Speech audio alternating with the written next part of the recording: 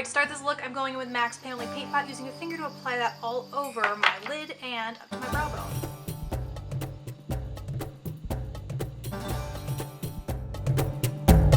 So now I'm just taking a black pencil liner and putting it in my crease. This really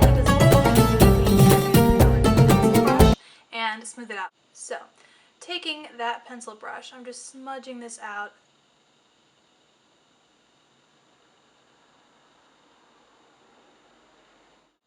And I'm also going to start winging it out slightly here. You can see there's just a really slight wing on this side. And so I'm going to do that. You have that rough shape. Now, I'm going to go in with this huge e.l.f. 100 shadow palette, whatever. It's 10 bucks. It's such a bargain. It's just an amazing deal. And I'm going to go in with this darkest matte navy shade right here. Same pencil brush, and go over that black cut crease that I just put down and start blending it up.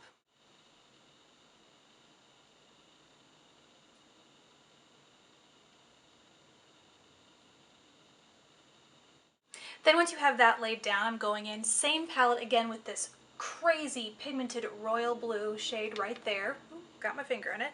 And this is just an e.l.f. flat shader brush. Picking that up, and I'm placing that right at the border between that dark navy I just laid down and blending up.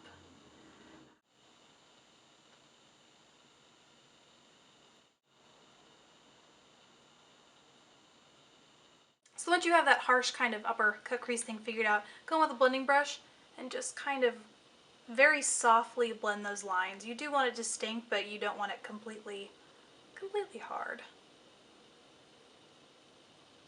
So here I've just taken a cotton bud with some eye makeup remover and just cleaning that up. Not a whole lot of cleaning to do, but minor stuff. Right. Once you have that done, same e.l.f. palette, taking this rich gold color right here and another flat shader, another different flat shader, because chances are, well, it's just a little hard to get that blue out, so I'm taking a different flat shader and pressing that on my eyelid.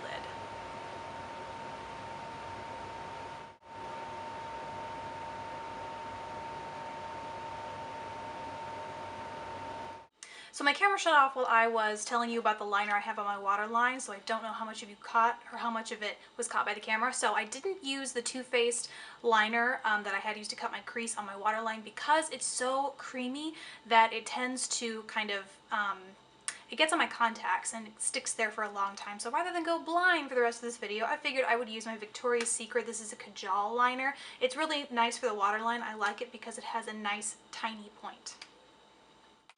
Next up in this is going to be the liquid liner, and I'm using NYX's Collection Noir Black Liner. You can use any, of course.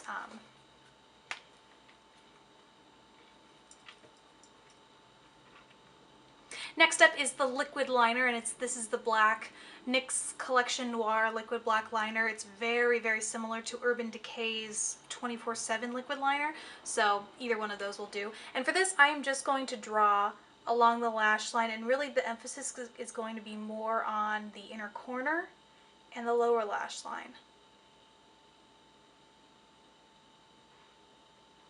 Once you have that lower lash line cleaned up, and keep in mind it doesn't need to be terribly thin because you are going to have this second set of lashes down here, but once you have that cleaned up, it is time for the lashes. The lashes I'm using are these super fun. They're from Wet n Wild, part of their Fright Night collection. Let me see, there you go. It comes in this packaging, also comes with lash adhesive, and it's this both top and bottom lashes. So this is really what inspired this Cleopatra look. So it's kind of all about the lashes. Let's apply these puppies.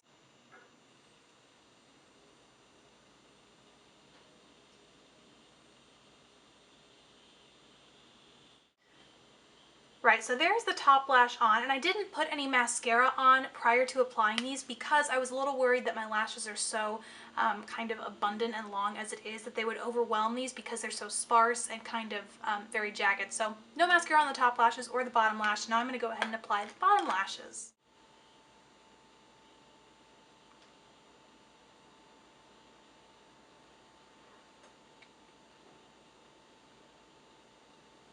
For foundation, I'm going a shade darker, and the only shade I really had, I realized in my collection it's a little darker than I am now, is this by Vapor Beauty, and I have a review of this on my blog. It's an organic an organic stick foundation, and so I'm just going to, first of all, zoom out so you can see my whole face, and then get to it. So the way I like to apply stick foundations is to first put them all over my face, just directly apply them, and then take a buffing brush and blend it out. My buffing brush of choice today is Samantha Chapman's Real Techniques. Cleopatra has very strong brows, so what I did is I go back to that same huge 100 palette deal me do from e.l.f. and what I am doing is mixing this matte chocolate brown with this matte black to create this eyebrow. If you have darker hair, using a plain matte black might suit you because these really truly are supposed to be dramatic and dark brows, but because I have this kind of naturally lighter brown hair, I wasn't about to make it look too severe against my skin. So that is my advice for you there. In the meantime, I'm taking the brow, what is this? This, I believe, is a brow brush from Real Techniques. Where is the name? Yes, it's just a brow brush from Real Techniques, and I'm using that matte black, mixing it with the matte brown, using it to fill in this part first, and then kind of working my way out.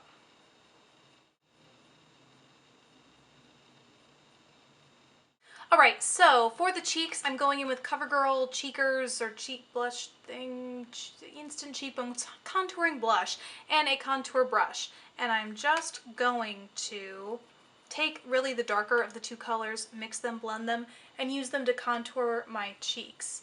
I am fairly light, so I don't need anything too harsh, but you definitely need contour with this look because Cleopatra had sculpted cheekbones like nothing else.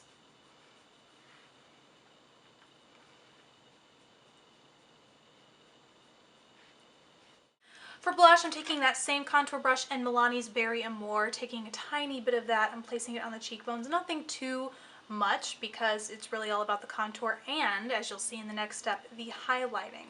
So once that's done, I'm going to highlight, and I looked through my drugstore stash for the best highlighter, and I couldn't find one in my drugstore, so I'm going with Too Faced. This is in their Glamour To Go, their new holiday release. Really, it's just their candlelight highlighter, which is thebomb.com. Seriously, it's an amazing, like, ethereal gold highlighter. And I'm just placing that on my cheekbones, up into my temples, down my nasal, bridge of my nose, and let's get this mirror out, and my Cupid's bow.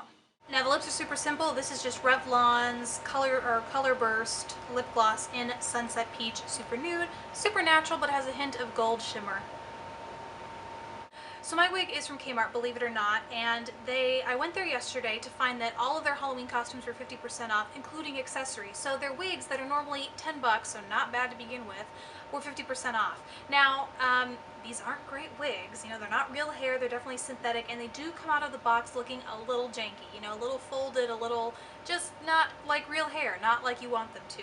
So what I did, here is the wig that I have now. It was a little crimped and the bangs were a little, just all messed up. So what I did was I took a pot of boiling water.